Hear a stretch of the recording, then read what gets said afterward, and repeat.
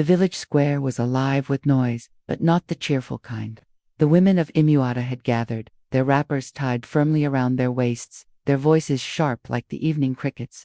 If you've never seen the Umuada in full force, let me tell you, when these women moved together, even the bravest of men step aside. They were the guardians of tradition, the enforcers of justice, and today, they had come for battle. At the center of their fury was a man named Okichu, proud farmer, with broad shoulders and a tongue that always seemed sharper than his hoe. He had wronged his wife publicly, and in Igbo land, such a disgrace was not a private matter. It was an insult to her family, to womanhood itself. Bring him out, one woman shouted, her voice cracking through the humid air. Let him face us, another added, slapping her thighs for emphasis. Okichuku stood in the doorway of his mud-brick house, arms crossed, his pride swelling higher than the thatched roof above him. He looked at the women with a smirk, as if daring them to touch him. Umuada, I greet you, he began, his tone mocking. But I will not kneel before a gathering of noisy hens. If you have something to say it quickly and leave my compound. The crowd erupted. One of the elder women, Mama Nedi, stepped forward, her walking stick tapping the ground with authority. Her head tie was tied so tall it seemed to scrape the sky. Okichuku, your arrogance will be the death of you, she said. You think a man is bigger than the laws of our people. You think your wife is a slave. Today, you will learn. The women didn't come empty-handed. Some carried pestles, others carried palm fronds, and a few had pots of cold water ready for humiliation rituals. It was not violence they sought, it was correction, a restoration of balance. But Okichukwu was not the kind of man who bent easily. He spat on the ground and muttered, "Foolishness, go back to your kitchens." That was it. The line had been crossed. Like a well-rehearsed chorus, the Umuada surrounded his compound, clapping their hands, chanting songs of shame. The air grew heavy with rhythm, their voices rising higher and higher, mocking him, ridiculing him, stripping away the false pride he wore like a crown. Children from nearby huts gathered to watch. Even the elders peered from their wooden stools, shaking their heads. They knew this was only the beginning, because when Umuada start, they do not stop until justice is served. Inside, Okichuku's wife sat silently, tears glistening in her eyes. She had endured his insults, his heavy hand, his reckless pride. But today, she felt a strange strength rising. She was not alone anymore. The sisters of the land had risen for her, and as the drums of shame echoed louder, Okichuku's smirk began to falter. He realized too late that he was not facing a handful of women. He was facing tradition itself. The night had only just begun, and the Umuada had not yet unleashed their full storm. The chanting grew louder, shaking the compound walls. Okichuku tried to hold his ground, but the Umuada were like a rising tide could resist for a moment, but eventually, the waters swallowed everything. "MBA. This is madness," he shouted, raising his arms as though he could silence them. "You women think you can control me. I am the man of this house." But his voice was drowned by their chorus. "Shame, shame. A man who dishonors his wife is no man at all." Some of the younger women clapped so hard their palms turned red. Others stamped their feet in rhythm, sending dust clouds into the air. The whole compound had become a theater of justice. Then Mama Nedi lifted her stick again. When she spoke, the crowd quieted. Her words always carried weight. "Okichuku," she began, her eyes sharp as a hawk's, "your wife is not your slave. You have broken the peace of your household. Do you think marriage is for humiliation? Do you think we, the Umuada, will watch and fold our arms while you drag her name in the mud?" The crowd roared. "Tufiakwa, never." Okichuku's face flushed, his pride battled with fear. He wanted to shout back, to curse them all, but something in Mama Nedi's gaze held him frozen. Still, his arrogance refused to bow. He turned toward his wife inside the hut. "Nkechi, come out. Tell them I am your husband. Tell them I have the right to discipline you." For a long moment, silence hung in the air. Then, slowly, Nkechi emerged. She looked small, her wrapper loose, her eyes swollen from crying. The crowd hushed when she spoke. Her voice trembled, but her words pierced like a spear. "Yes, you are my husband. But marriage is not prison.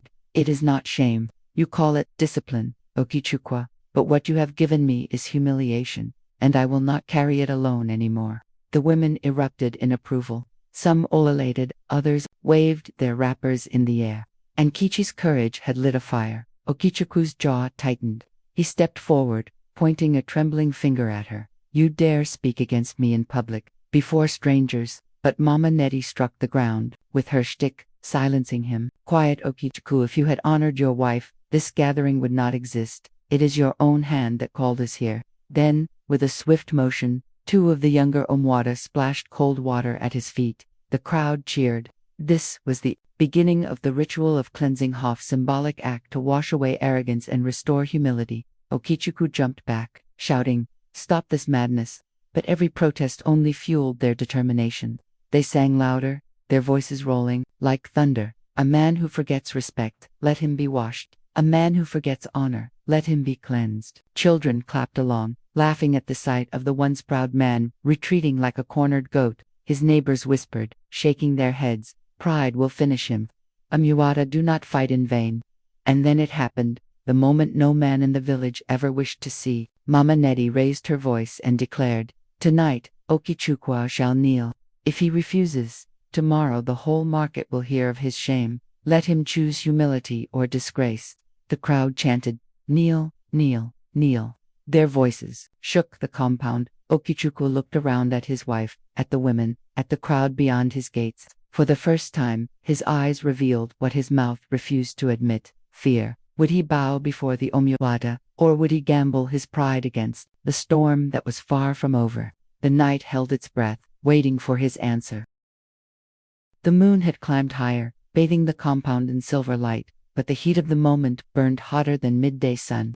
Okichukwu stood stiff, his chest rising and falling, as the chant of "Kneel, kneel, kneel" thundered all around him. His pride roared inside. How could a man like him, strong, feared, respected in the farm's bend his knee to women? What would people say tomorrow in the marketplace? They would laugh, they would point, they would call him weak. But then, he looked at the faces around him, dozens of women united, their voices unshaken, their eyes fierce. The Umuada were not here to play. They carried the weight of tradition, and tradition in Igbo land was heavier than iron. Still, Okichukwu puffed out his chest and barked, "I will never kneel. Over my dead body will I bow to women." The crowd gasped. Some shouted, "Sacrilege." Others shook their heads in pity. They knew what his words meant. He had declared war against the very order of the land. Mama Nettie's face hardened. Slowly, she raised her walking stick high. The women fell silent. Only the crackling of a distant fire and the chirping of night insects could be heard. "Okichukwu," she said, her voice slow and steady, "we have given you chance after chance, yet your heart is harder than stone. You forget that the same hands that pound yam are the hands that birthed kings. You think us weak, then may your stubbornness be washed tonight." At her signal, 3 women stepped forward, carrying a clay pot filled with water from the strima, sacred symbol of purification. They poured it across the compound floor, letting it flow toward Okichukwu's feet. The cold stream touched his toes, and the crowd erupted in chants. Water does not fear pride. Water does not bow to arrogance. Okichukwu's face darkened. "Enough," he shouted, shoving the nearest pot aside. It shattered on the ground, splashing water everywhere. The women gasped. Breaking a cleansing pot was no small insult. It was a spit in the face of tradition. Mama Nettie's voice trembled, not with fear, but with power. "Then let the whole village know your shame. Tomorrow, your name will be sung in the marketplace, not as Okichukwu the farmer, but Okichukwu the stubborn goat who disgraced his wife." The chant began again, louder, faster, harsher. Some women beat pestles on the ground, others struck calabashes together, creating a drum of fury. The noise was deafening. Nkechi, still standing at the doorway, felt tears stream down her cheeks, not from sorrow, but from the strange release of years of silence. For once, the weight she carried was not hers alone. The women had lifted it, had made it a public matter, and Okichukwu could no longer hide. As the chants rose, Okichukwu tried to shout over them, but his voice cracked, sweat drenched his body, and for the first time, his strength looked small. His eyes darted around it, the elders watching from the shadows, at the children pointing and whispering, at his wife whose gaze no longer trembled. And then came the breaking point. An elder woman, wrinkled with age yet burning with authority, stepped forward. Her name was Ijeoma, respected across 3 villages. She rarely spoke, but when she did, her words were like thunder rolling across hills. "Okichukwu," she said, her voice shaking the air, No man is greater than the Umuada. Even your forefathers knew this truth. Bend your knee tonight, or tomorrow your shame will walk ahead of you wherever you go. Choose now. The chants stopped abruptly. Silence blanketed the compound. Even the night insects seemed to wait. Okichukwa's knees trembled not from choice, but from the weight pressing down on him. Pride and fear battled in his chest. To kneel was humiliation, but to refuse, that was a curse heavier than death. Entire village held its breath. The proud farmer stood on the edge of his fate, and everyone knew his decision in this moment would echo for generations. Okichukwa's chest heaved. Sweat rolled down his temples as the compound stood in silence, waiting. His pride screamed at him to stand tall, but the weight of tradition pressed heavier than stone. For the first time, he realized this was not just a quarrel with women. This was a fight against the ancestors, against the laws of the land, against the balance that kept the village whole. His legs trembled. Slowly, shakily, they bent. One knee touched the ground. Gasps rippled through the crowd. Then the other knee followed. Okichukwa, the proud farmer who once mocked the Umuada, now knelt in the dust of his own compound. His head bowed not to the women, not even to his wife, but to the spirit of justice that towered above them all. The women erupted in chants of victory. Rappers flew in the air. Pestles beat against the earth, and ululations pierced the night sky. The storm had broken, and balance was being restored. Mama Nettie stepped forward, her walking stick tapping the ground with finality. "Okay," she said, her voice steady. "This kneeling is not your destruction. It is your cleansing. Remember tonight, and let humility guide your steps henceforth." Two women came forward with another pot of water. This time, when they poured it at his feet, Okichukwa did not resist. He let the cool stream wash over his toes, soaking into the earth. The ritual was complete, the arrogance cleansed, the household restored. Nkechi, his wife, stood trembling. For years she had carried her pain in silence, but tonight she saw the impossible happen. Her voice, once ignored, had been lifted by the chorus of her sisters. And, for the first time, she saw her husband's pride crack like a broken calabash. Mama Nettie turned to her. "Daughter, do not be afraid. The Umuada stand with you. If ever his hand rises against you again, call, and we will answer." Nkechi bowed her head, tears streaming freely. "Dalu, thank you." Okichukwu lifted his face, shame burning in his eyes. He wanted to speak, but no words came. What could he say? That he was sorry, that he had been blind. His lips trembled, but the chants drowned his silence. A man who kneels has not died. He has only learned to stand rightly. The women circled him one last time, their voices softer now, more like a song of healing than punishment. It was not meant to destroy him, it was meant to reshape him. As the night waned, the Umuada slowly dispersed, their footsteps fading into the distance.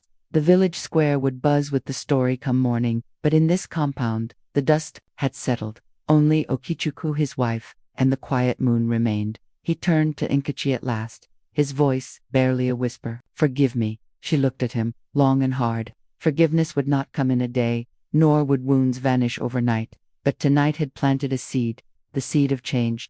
In Igbo land, the Umuada were feared, yes, but also deeply respected. They were the balance keepers, the voice of the silenced, the shield of the oppressed. And Okichukwu had learned the hard way. No man, no matter how proud, stood taller than tradition. The story of that night would travel beyond their village, told in hushed whispers and loud laughter.